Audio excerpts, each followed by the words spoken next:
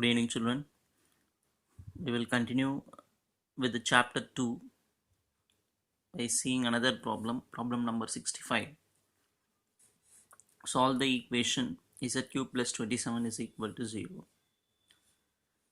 This is a complex equation because z is nothing but a complex number. Z is a complex number, so this is called complex equation. So this kind of complex equation can be solved using this procedure. Actually, this is not answer. These 4 points are nothing but how to solve the complex equation. The procedure is given for you. The procedure carries 4 points, out of which the first point is write in polar form. First step is we should write the number in polar form. While doing the problem, we will understand what it is. Write in polar form. We know what is meant by polar form. Add 2k pi to the argument. That is what second step says. Add 2k pi to the argument. Argument means theta. So with theta we should add 2k pi. That is what step 2 says. Step 3. Apply De Moivre's theorem. So we should apply De Moivre's theorem. Can you remember what is meant by De Moivre's theorem? De Moivre's theorem means power can be taken inside. And the fourth point is write k is equal to 0, 1, 2, etc. n minus 1. So actually these 4 steps we have to follow while solving complex equation. So we will see it by an example. Since the given equation is this, z cube plus 27 is equal to 0. In the first step we are going to bring 27 to other side and becomes minus 27. Minus 27 is written like this, minus 1 into 27. Then z is equal to, this power 3 is taken to other side, becomes power 1 by 3. So power 1 by 3 comes for both the numbers. Now z is equal to, you know very well, 27 power 1 by 3 means 3. So that I have written here, 27 power 1 by 3 is nothing but 3 here. And minus 1 is written in polar form. The polar form of minus 1 is cos pi plus I sin pi. This thing we should know. Because cos pi value is minus 1, sin pi value is 0. So this part will go minus 1 it is. So minus 1, what is the polar form? Cos pi plus I sin pi. That is what the first step is. Minus 1 is changed into polar form. Cos pi plus I sin pi. That is the first step. Write in polar form. Step 2. Add 2k pi to the argument. Here the argument is pi. So we should add 2k pi with the argument. Step 2. So 2k pi is added with the argument. Are you listening, children? We are following the procedure given. This is the first step. Add 2k pi with the argument is the second step. So power 1 by 3 I have written as it is. So 3 into, in the next step what I am doing is taking this pi as common outside. Pi is taken outside, so 2k plus 1 comes. Here also 2k plus 1 into pi. Now we are going to apply the third step. Apply De Moivre's theorem, which means bring the power inside. So when this 1 by 3 is brought inside, what will happen? If 1 by pi becomes pi by 3. If 1 by 3 is taken inside, what will happen? Pi becomes pi by 3. Pi becomes pi by 3. So we have to write the fourth step. Write k is equal to the values. Now how to write this k value means we should see the power here. Power is 1 by 3, out of which see the denominator and consider the denominator as n.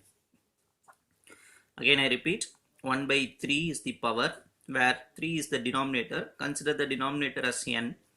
So we should write k value as starting from 0, we should stop at n minus 1. So I am writing the k value here. K is equal to, we should start from 0, go on up to n minus 1. N is 3, so n minus 1 is 2. So actually they have asked us to solve the equation by seeing the power itself. Power 3 means we will have 3 answers. Now see k values, how many values for k here? 3 values. Actually in the examination we can stop the problem here itself saying we found out 3 answers. Well, actually what are the 3 answers? I have to substitute k equal to 0 here and get one answer. k equal to 1 here and get another answer, k equal to 2 here and get another answer. Suppose if I substitute k equal to 2 here, what will happen? 3 into cos 4 plus 1, 5 pi by 3 plus I sin 5 pi by 3 is the one answer. If I substitute k is equal to 1, 2 into 1 2, 2 plus 1 is 3, so cos 3 pi by 3, 3 gets cancelled, cos pi plus I sin pi is another set of answer, another answer, 3 into cos pi plus I sin pi. If I substitute 0 in place of k, what will happen? 3 into cos pi by 3 plus I sin pi by 3 is the another answer. So likewise we will have 3 answers for each number. Each value give one answer. Totally 3 answers will be there for this equation.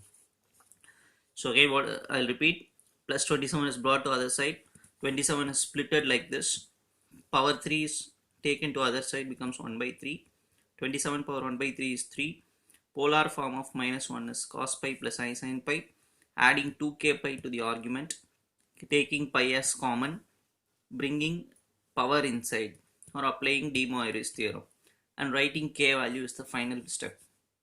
How to write k value? See, the denominator 3 should be taken as n, so we should write 0 1 to up to n minus 1. So since n is 3, n minus 1 is 2, so we will stop the sum stating these are the 3 answers for this sum, right? We will go on for the next problem. Problem number 67. I'll read out the question first. If omega is a cube root of unity, show that the roots of the equation. An equation is given, z minus 1 power 3 plus 8 equal to 0, or minus 1, 1 minus 2 omega, 1 minus 2 omega square. These are the 3 answers for this equation. That is what we have to prove. The given condition is omega is a cube root of unity, where omega is not equal to 1.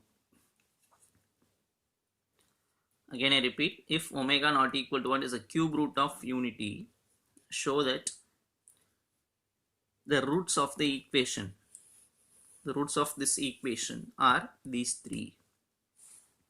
Again we will start from the given equation. First step is plus 8 is brought to other side, becomes minus 8. Then I am changing the terms here. Z minus 1 I am changing to 1 minus z power 3, which means a minus will come. I am adjusting that minus in the right hand side. Minus 8 becomes plus 8. So what we are doing, minus 8 becomes plus 8. At the same time we are changing the order of the terms in the left hand side. Z minus 1 will be changed as 1 minus z, which means a minus sign will come. To adjust that minus sign, we are changing minus 8 to plus 8. Next, power 3 is taken to other side, so 1 minus z is equal to power 3. When it comes here, it becomes 8 power 1 by 3, right? So 8 power 1 by 3 is written as 8 into 1 power 1 by 3. Nothing wrong in it, because 8 into 1 is 8. 8 power 1 by 3. Again 1 minus z is equal to, I am going to split this power as 2 terms. 8 power 1 by 3, 1 power 1 by 3. 8 power 1 by 3, 1 power 1 by 3. Therefore 1 minus z is equal to 8 power 1 by 3 means 2, right? Power 1 by 3 means what? Cube root, right?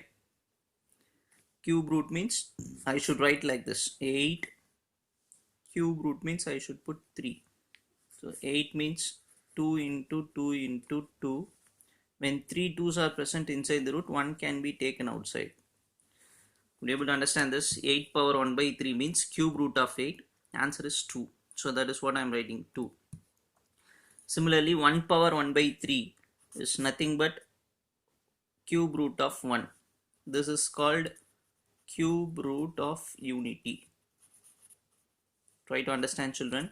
We have seen this concept already. Cube root of 1 is nothing but cube root of unity. So again I repeat, 8 power 1 by 3. 8 is split as 8 into 1. Power is taken to both the terms, where 8 power 1 by 3 is becoming 2. 1 power 1 by 3 is nothing but cube root of unity. So cube root of unity, what are cube roots of unity? 1 omega omega square. That is what I am writing here.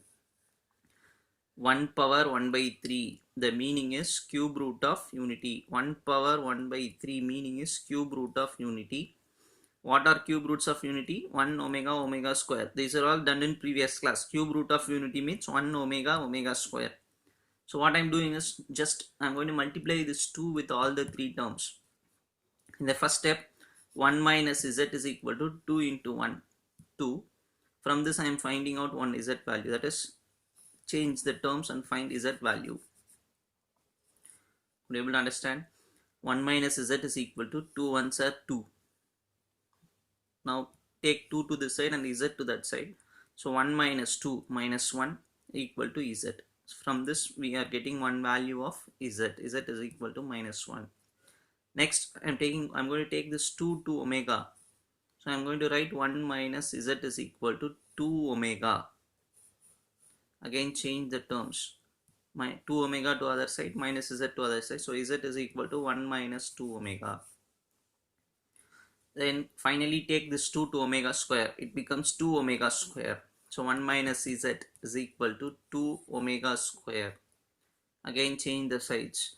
1 minus 2 omega square is equal to z. So for z we got 3 values, which is nothing but the given, which is given in the question. They are asking us to prove the value for this equation is minus 1, 1 minus 2 omega and 1 minus 2 omega square.